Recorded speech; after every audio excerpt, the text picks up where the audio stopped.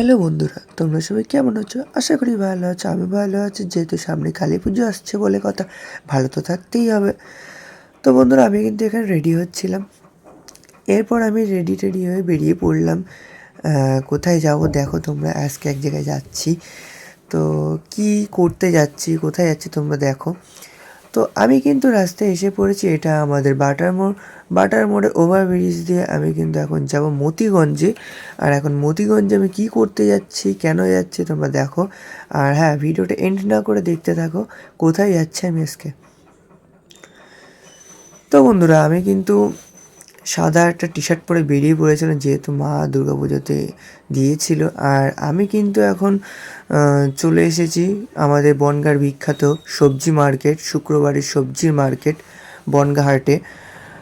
আর আমি কিন্তু এখন তোমাদেরকে জানিয়ে দিচ্ছি, আজকে কিন্তু আমি তাজা তাজা সবজি নিতে এসে গেছি। তো যারা যারা তাজা তাজা সবজি নিতে চাও, বনগাঁ শুক্রবারের বিখ্যাত হাটে সবজির বাজারে চলে আসবে।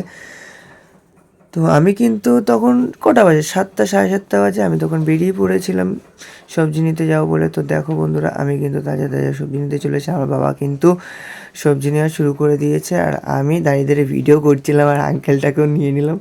জানি না আঙ্কেলটা কী ভাবছিল, মাঝে মাঝে তাকাচ্ছিল আমার দিকে। তো বন্ধুরা দেখো, কী সুন্দর তাজা তাজা সবজি দেখা যাচ্ছে।